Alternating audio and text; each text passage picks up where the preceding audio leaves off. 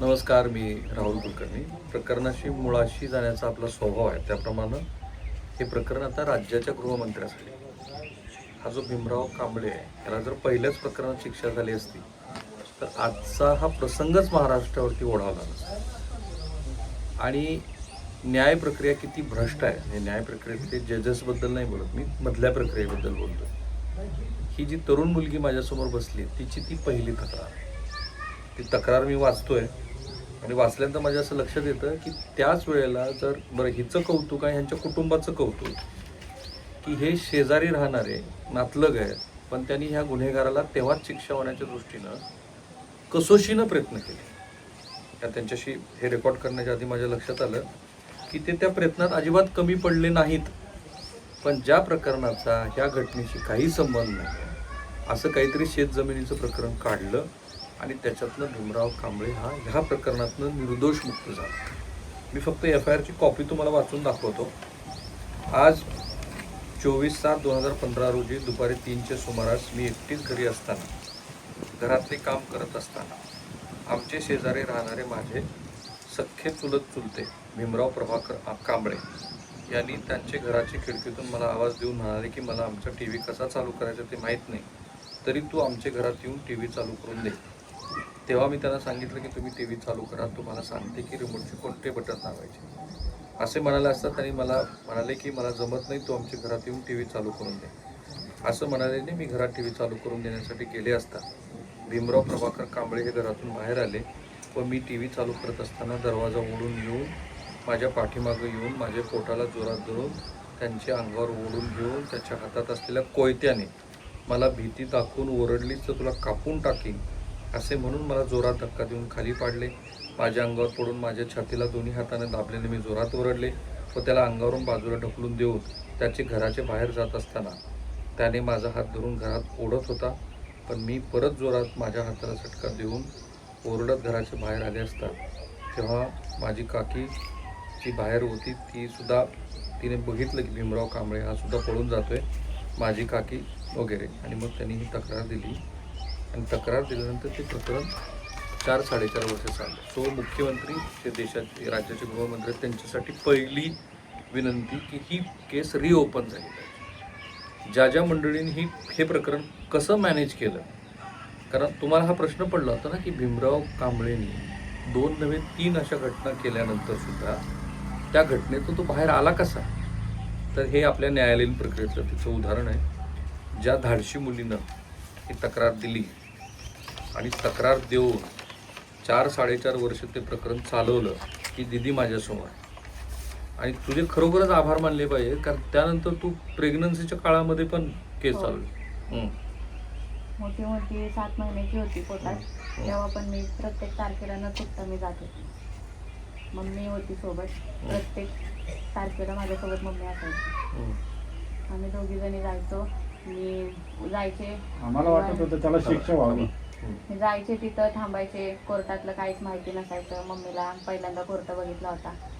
जायचो, थांबायचो, पोलीस हे सांगतील ते सांगतील, माहीत नसायचं ह्या फ्लोअरला जा त्या फ्लोअरला जा. आम्ही जायचो, थांबायचो, वाट बघायचो. 2-2:30 वाजायचे, घरी यायला 6 वाजायचे. आतमध्ये नंतर आमचा नंबर आला की असं कळायचं की जो समोरचा गुन्हेगार आहे तो हजरच नाही. भीमराव जो आहे तो हजरच नाही. त्याची बायको कधी सांगायची तो आजारी आहे, कधी सांगायची तो कामानिमित्त बाहेर गेलाय, ती यायची. तिचा कधी वकीलच यायचा नाही. कधी तो आला तर वकील नसायचा, वकील आला तर हा नसायचा, हा असला तर कधी बायकोला काहीतरी कारण द्यायचे. त्या असं समोरासमोर कधी असं आमचं हे झालीच नाही, केसच झाली नाही कधी. त्यात गोळ्या चालू होत्या, सगळं होतं. लाईनच्या गाडीने जायचो आम्ही, परत घरी यायला 6-6:30 वाजायचे. त्रास झाला खूप. किती वर्ष दिदी हे चाललं प्रकरण? 4 वर्ष तरी चालू होतं. आम्हाला माहीत नसायचं काय कोर्ट काय माहीत नाही. आम्हाला पोलिसांचा फोन यायचा कोर्टातून की या तारखेला तुम्हाला बोलवलंय. आम्ही जायचो. मम्मी यायची गावावरून, मी पुण्यात राहायला होते. मी तिथून यायचे, कात्रजला भेटायचो आम्ही. तिथून लाईनच्या गाडीने बसने आम्ही जायचो. ते तिथं असं सगळं व्हायचं आणि आम्ही मिराजहून परत घरी घालायचो. किती तारखा केली? जेव्हा तारखा झाले तेव्हा तुला आठवतं किती तारखा केली? 10च्या तर पुढंच असते. 10-15 तारखा 10-15च्या पुढंच असते. कारण ते कधी 2 महिन्यांनी तारीख घ्यायची, कधी 3 महिन्यांनी तारीख घ्यायची. कधी कधी मग 6 महिने जायला कधी 15 दिवसांत असायची, पण जायचे मी एक पण तारीख चुकवली नाही. आम्ही- माझं आम्ही पर्सनल कोणती रिझन तारीख तर चुकवली कधीच नाही सांगितलं की मला त्रास होतो, पोटात दुखते काय काहीच नाही. तू प्रेग्नेंट असताना सुद्धा गेले, प्रत्येक हो. मी गेले आणि माझ्यासोबत कोणच नसायचं, माझी मम्मी असायची. मग मी यायचीच माझ्यासोबत.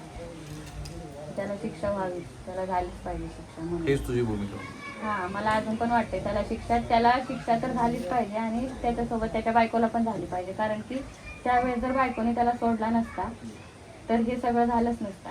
त्याच्या बायकोने दरवेळेसच त्याला माफ करत प्रत्येक गेली, वेळेस त्याला त्याची साईडला बायको करत गेली, पाठीशी घालत गेली. त्याला पाठीची घालायची, तिच्याजवळ आणि जरी- पैसे नसेल तुला आठवतं तू एखाद्या तारखेला गेली तुझ्या पोटात कळा येत आहे, तुला त्रास होतो हो, तरी तू हो, झालंय 7व्या वेळा? महिन्याला. हा. मला शेवटला 7वा महिना चालू होता आणि त्यावेळेस मला खूप त्रास होत होता, कारण वॉशरूमला जाणं सारखं होत होतं. साहजिक येते मला तिथं, म्हणजे जायला जवळजवळ 1-1.5 तास तर लागत होता आणि ट्रॅव्हलिंगला, आणि त्यावेळेस सारखं वॉशरूमला जाणं होत होतं. मला ते जमत नव्हतं सारखं असं कुठं जाणार नाही. हम्म. आणि मग तिथं गेल्यावरती परत मग जेवणाचे वांदे होते, तिथं खाणार काय, कारण की ते लोक असे बोलायचे की इथं थांबून जाऊ नका, म्हणून आम्ही दोघी जणी तिथंच बसून असायचो की आमचा नंबर आला तर परत आम्हाला चालवायची कधी 4ला पण वगैरे त्यांच्या टायमिंगवरती त्यामुळे त्याच्या टायमाला थांबायला कधी लागायचं. भूक आम्हाला लागली बोलवायचे सकाळी 10-11 वाजता आणि केस आणि उभी राहायची त्या- 4 वाजता. शेताची कामं चालू होती, मग त्या दिवशी पूर्ण मम्मीची सुट्टी व्हायची. त्या दिवशी मम्मीला शेताला पूर्ण सुट्टी असायची, म्हणजे मम्मी जाऊच शकायची नाही त्या दिवशी. शेतात पण एकंदरीत दिवसाचं पाहिलं तर नुकसान आम्हाला त्यावेळेस व्हायचं. खूप अडचण येत होती, आणि मग ते बोलायचे पण तरी तुमची, पण आम्ही ते त्यांचे केलं. वकील बोलायचे की तुमचा दिवसाचा भरपाई का आम्ही देऊ, तुम्ही या फक्त. ती भरपाई पण कधी भेटली नाही आणि कधी आम्हाला तिथं समोरासमोर बोलणं पण आमचं झालं नाही. मग त्यांना म्हणजे आरोपी आणि तू तक्रारदार हम्म. याची कधीही कोर्टामध्ये समोर भीमराव कधीच कधी नाही आला नाही कधीच तारखेला. नाही झालं. जरी आला असेल तरी पण तो आतमध्ये नाही आला. काय असेल ते बाहेरच त्यांचा वकील काय आहे ते आतमध्ये मॅनेज करायचं आणि निघून जायचं. आणि आम्हाला काय आता महाराष्ट्राला कळलं की हे प्रकरण कशामुळे घडलं, आणि ह्या दिदीला सल्यूट आहे आणि ह्या कुटुंबाला सल्यूट आहे, त्यांची जवळची नातलग आहे. त्यांनी हीच भूमिका घेतली की ह्या नराधामाला शिक्षा झालीच पाहिजे आणि त्याचं सोबत फळ, त्याच्या बायकोने. हा, आणि त्याचं फळ म्हणजे 5 वर्षाचा मनस्ताप. बरोबर ना? मला मानसिक त्रास झाला तो जास्तच होता. मला खूप त्रास झाला त्यावेळेस, कारण की मी कॉलेजला होते त्यावेळेस. मी माझं लग्न झाल्यानंतर पण कॉलेज केले, पण त्यावेळेस ते बाहेरची चर्चा होत होती की हिच्यासोबत असं झालंय, हिला असं केलं तसं केलं. मी सगळं मी साईडला करून मी माझं कॉलेज पण कम्प्लीट केलं. मला आता 2 मुली आहेत, व्यवस्थित आहे सगळं, पण त्यावेळेस तो त्रास झाला तो नाही सांगू शकत मी. हे लोक टोमणे मारायचे. कॉलेजमध्ये आता मुलं होते, कॉलेजमध्ये मित्र होते, मुली मैत्रिणी मित्र. होते, सगळे बोलायचे अरे तू होतीस का ती, तुझ्यासोबत So झालं sad. पेपरमध्ये पण आलं होतं त्यावेळेस. मग ते सगळे विचारायचे, कारण की गाव छोटं आहे, हम्म. वस्ती छोटी आहे, त्यामुळं मग जाणारी येणारी कोण आहे तर तूच आहेस. कारण त्याला पण मुलगी होती जी माझी एजची होती, ती कॉलेज करत नव्हती. हम्म. म्हणजे मीच होते फक्त जी कॉलेजला जात होती त्यावेळेस. मग आमच्या वस्तीमध्ये. आमच्या वस्ती तर मग मला पण मैत्रिणी होत्या 2-3. मग त्या विचारायच्या अरे काय झालं तुझ्यासोबत, कसं झालं हे काय झालं. मग सगळ्यांना उत्तरं द्यावी लागत होती की अशाने असं झालं, माझी काय चूक नव्हती. आणि आता भीमराव कसा सुटला कोर्टातून ते ऐका, तुम्हाला संताप येईल त्याचा. मी तुम्हाला नंतर विचारणार आहे की एक हॉस्टाईल कसा, एक साक्षीदार फुटला कसा. आर्ग्युमेंट सुरू झाले, शेवटी काय झालं काय मग त्याच्या कधी सांगू. नाही, जेव्हा निकाल यायच्या वेळेला मुद्दा जमिनीचा आला कुठून? ते शेवटला काय झालं, मी जात होते हम्म. आणि मग त्यांना तर प्रायव्हेट वकील होता, मला तर माझा गव्हर्नमेंट होता. मग त्यांनी वकिलाला काय सांगितलं मला माहित नाही, कारण की त्यांचे आणि आमचं कधी बोलणं झालं नव्हतं. मला हे द्यायचे, हे वाचायला सांगायचे आणि आतमध्ये बोलून सांगायचे की हे जसं दिलं तसं तू म्हणजे सगळं तारीख हे ते सगळं तू व्यवस्थित सांगशील, म्हणून मला हे द्यायचे वाचायला. मी जायचे, दरवेळेस जायचे, ते वाचायचे, तारीख सांगतील, आज सांगतील, उद्या सांगतील, की आमची केस कधीतरी उभी राहील कोर्टात, पण ती काही कधी राहिलीच नाही उभी. नंतर मग त्यांनी असं सांगितलं, म्हणजे मला नंतर असं कळालं, त्यांनी फोन करून सांगितलं पोलिसांनी की त्या बाईने असं सांगितलं की तुमचे शेताचे वाद आहेत पहिल्यापासून आणि ते वाद मिटवण्यासाठी तुला मध्ये घातली. ते वाद खोटी केस केली. त्यांनी तसं केलं की ते वाद हे होऊ नये म्हणून मग ते तू कधी तुला म्हटली मध्ये नाही दीदी की मला कुठली झालं ना मुलगी त्यावेळेस. मला त्रास आपल्या झाला इब्रतीचं हे करेल? मला त्रास झाला, पण मी बोलू कोर्टामध्ये कोणाला. विचारलंच नाही ना की बाबा असं तू हे केलं मुद्दाम होऊन हे केलं. जर तो आरोपी समोर येत नाहीये तर त्याचं मी हेच होऊ कोणाला शकत नाही ना, विचारणार निदानच त्यावेळेस? होणार ना. मला विचारायला कधी येत नाही, कारण की त्यावेळेस आरोपी काय कधी मोबाईल समोरासमोर नव्हते, आलाच सोशल मीडिया नाही, साहेब. नव्हती की मी कोणाला जाऊन विचारणार. माझ्याजवळ मोबाईल नव्हता. पप्पा माझे जॉबला जायचे, मम्मी शेतकरी, मम्मी शेतात काम करायची, मी कॉलेजला होते. मी कोणाला विचारते, कोणाला प्रश्न विचारते, माझ्याकडं काहीच नव्हतं काय. मी कोणाला तरी काहीतरी विचारते. आणि त्या बाईंना जर तिचा नवरा जर सोडायचा होता, त्याला जर तिच्या नवऱ्याची एवढी काळजी होती, तर तिने तिच्या नवऱ्याला घरात ठेवायचं होतं ना. तिने असं मोकळा सोडायचा नव्हता ना नवऱ्याला. ते जर तिने नवऱ्याला मोकळा सोडला म्हणूनच असं झालं ना. तिने जर घरात ठेवलं असतं तर 4-4.5 झालंच वर्षामध्ये नसतं. भीमराव तुझ्या समोर एकदा पण नाही, नाही परत ती केस झाली ना त्यानंतर तो इकडे एकदा आला पण नाही. त्याने इथं परत पायच नाही तो ठेवलं. परत इकडे तुम्हीच आला. हाकलून दिले त्याला का तो स्वतःच गेला? मी तो घाबरून सांगितलं गेला. होतं, बायकोला ते तुमचं गाव आहे, तुम्हाला घर आहे, तर तुम्हाला यायचंय, तुम्ही बिंदास राहा, पण तो गावात येता कामा नये. मी पोलीस त्यामुळे- पाटलांना यांना आधीच सांगितलं होतं, माझ्या मुलीचं समजा बरं वाईट काही झालं तर त्याला जबाबदार तुम्ही राहता. मुळात हे जेव्हा झालं ना सगळं त्यावेळेस त्या तो- कारणामुळे तो काय गावात पाय ठेवला नाही. आणि मग आपल्या मुलीबद्दल असं घडल्यानंतर हे तक्रार देण्याचं बळ कुठून आलं? सोपं नाहीये हे सगळं. सोपं नाहीये, नाही पण साहेब आम्हाला त्याला वाटत होतं की त्याला सजा व्हावी. मला त्या शिक्षा आजीला जे व्हावी. झालं ना त्याच्यानंतर कारण मला याच्या तिला न्याय अगोदर- भेटावा म्हणून साठी मी हे केलं होतं. याच्या की अगोदर आहे ना तिला त्यांनी आमच्या इथे एक वयस्कर बाई होती, तिच्यावरती त्यांनी परत करायचा प्रयत्न केला. तिला कोयत्याचा धाक दाखवला आणि तिचा मुलगा राजस्थानला होता, तो तिचा मुलगा इथे नव्हता, ती एकटीच राहायची. त्यामुळे ती घाबरली. तिने म्हणजे केस केली होती पण तिची केस काय जास्त वेळ चालली नाही. तिच्यावर जायला यायला कोण नव्हतं, त्यामुळे तिने ते अर्धवट सोडून दिले. आता ती बाई मृत्यू झाली, ती नाही आता या जगामध्ये. पण त्या 75 वर्षाच्या बाईवर त्यांनी अत्याचार केला होता. आता लक्षात आलं तुमच्या की 2 केसेस मधनं हा भीमराव कसा हो. सुटला? पहिल्या केसमध्ये बाई पण अत्याचार नाही. केला आणि अत्याचार केल्यानंतर त्या ज्या बाई आहेत त्यांचं निधन झालं. पण त्याच्या त्यांनी केस अगोदर- केली होती का? त्या बाईने केस पण केली लढणारं कोण पण नव्हतं ना. तिच्या बरोबर ती स्वतः जाणारं येणारं कोण 75 नव्हतं. ती वर्षाची. 75 वर्षाची म्हातारी. त्याची इज्जतीला घाबरत होती ती. सोबत आणि जाणारी त्याच्या नाही. अगोदर सुद्धा त्याने केळावड्यामध्ये या केळावड्या गावामध्ये त्याने किती एका कुठल्या तरी बायला धरलं होतं. तर त्या लोकांनी इज्जतीसाठी त्याला फक्त मारला, त्याला विवस्त्र करून मारला होता आणि सोडून दिला. तुम्ही मगाशी मला असं म्हणालात की ह्या सगळ्या प्रकरणात एक साक्षीदार पण होता. आमच्या गावातला एक होता साक्षीदार, पण नंतर तोही फुटला असेल त्यामुळे तर आम्ही केस हारलो. नाही ते आले नाहीत नंतर. तो आलंच नाही तारीख नंतर. होती त्यावेळेस आहे ना तो आलाच जे नाही. नाव लिहिलंय ना याच्यात विटनेस म्हणून ती बाई परत तो माणूस बोलवलं होतं त्यांना, पण तो नाही आला. ती आली होती ती त्या काकी आहेत, त्या आली शोभा होती. काकी आली होती, पण तो पांढरंग त्याने नव्हता, तो आला कारण नाही. दिलं आणि तो नाही आला. मी साक्षीदार आलेच नाही. नाही हो. आणि तुम्ही तर कधीच समोरासमोर आला हो. नाही. तुझी कधी साक्ष पण झाली नाही कोर्टात. मला फक्त एकदा बोलवलं होतं, फक्त तेव्हा मीच होते, समोर तो नव्हता. म्हणजे समोरासमोर ते दोघे समोरासमोर कधी आलेच त्यांच्या नाही. वकिलांनी विचारलं होतं हिला. हा. हम्म. माझी पण काय साक्षी झालं घेतली. काय नाही. तुमची झाली साक्ष, झाली. तिची पण झाली, तुमची पण हा, झाली. आणि काकीला बोलवलं पण तर त्यांच्या काकीची पण वकिलांनीच झाली. विचारलं होतं. ज्या काकीनं पाहिलं भीमराव पळत जात हा. मी इथून पळत आले आणि तो घाबरून घराच्या मागून डोंगरातून पळत गेला. तो जसा तिथून पळत गेला ना त्याच्यानंतर तो आजपर्यंत मला या एरियात तरी दिसला नाही. तो घाबरून पळून गेला कारण त्याला माहिती इथं जर आला तर तो वाचणारच नाही, मारणार त्याला. त्यानंतर तो असाच होता नसापूरमध्ये. मग त्याच्या बायकोने त्याला प्रत्येक वेळेस साथ दिली आणि प्रत्येक वेळेस तिला सोडून आणलं. रात्री पण ही जी घटना झाली ना त्याच्यानंतर 7-7:30 पर्यंत ती दोघं पण घरी होती. पण जेव्हा हे जास्त प्रकरण वाजलं ना त्यानंतर ती दोघं पण पळून गेली. ती जशी निघून गेली त्याची ना बायको आणि मुलगा. मुलगा. मग त्यांना शोधा आणि खरं तर त्याच्या बायकोला पण तशीच शिक्षा द्या जी शिक्षा त्याला होती. त्याचं काय म्हणजे त्याला मुलं किती काय? 7 मुली एक त्याला मुलगा. 7 मुली आणि 1 मुलगा आहे. आता मुलींची लग्न झालं त्याच्या, हम्म. एक मुलगा आहे इथे. तो पर्सनली तिच्या- 15 दिवस म्हणजे माझ्यासोबत असं व्हायच्या आधी पण 15 दिवस आधी त्यांनी त्याची जी मुलगी त्याची शेवटची आहे ना ती माझ्यासोबत माझ्या वर्गात शिकत होती 10वीला. तिचा पण हात पकडला होता त्याने. स्वतःच्याच मुलीला? तिच्यासोबत पण जबरदस्ती करण्याचा प्रयत्न केला होता. पण ती तिची सक्की मुलगी असल्यामुळे तिने तिच्या मुलीला मावशीकडे पाठवलं त्याच रात्री. म्हणजे ती तिची मुलगी होती म्हणून तिला काळजी होती. तिने रात्रीच्या रात्री तिला पाठवली आणि 15 दिवस जवळजवळ ती सुद्धा नव्हती घरी. तो एकटाच होता. आणि म्हणूनसाठी म्हणजे त्यांनी काय केलं, आम्ही तर पहिल्यापासून बोलत नव्हतो पण हळूहळू म्हणजे त्याच्या डोक्यात प्लॅन असणार. 15 दिवस आधी तो आमच्या घराशी पहिले त्यांनी चांगले संबंध तयार केले की घरी यायचा, बसायचा, बोलायचा की काय चाललंय काय नाही असं सगळं केलं. आणि त्याच्यानंतर मग त्यांनी असं बोलवलं की टीव्हीचा रिमोट चालू करून दे, टीव्ही चालू करून दे. नाही तर त्याच्या आधी पण आम्ही त्याच्यासोबत बोलत नव्हतो. हम्म. आमच्या संबंध पहिल्यापासूनच चांगले नव्हते, वाद होते, त्यामुळे आम्ही बोलतच नव्हतो. पण कंटाळून मग मी पण गेले होते, तिथं उभी राहिले. मी घरात पण नाही गेले होते. त्याचे लक्षणं खराब दिसले, मी थांबले बाहेर, बोलले की द्या. म्हणून त्यांनी घरातून असं टीव्हीचा रिमोट असं द्यायला हे केलं आणि माझा हात पकडून घरात घेतला. हम्म. मग त्यामुळे मी त्याच्या घरात अशी पडले खाली. मग त्यामुळे ते सगळं असं झालं. नंतर तुला मेडिकल एक्झामिनेशन वगैरे? नाही मेडिकल नाही नाही. झालं, फक्त दवानी घेतली होती आणि या सगळ्या त्याची बायको पण तेवढीच होती आता जबाबदार. तुम्हाला तिघांना एक प्रश्न आहे, तुम्हाला पण. आता काय करावं असं वाटतं तुम्हाला? काय त्याला जर शिक्षा मिळणारच असेल तर तुम्ही पुढेही करू शकता. मिळणारच Action असेल. घेऊ शकता याच्यावर. ह्याच केसमध्ये तुमच्या सुद्धा हो. माझ्या केसची पण त्याला शिक्षा भेटली.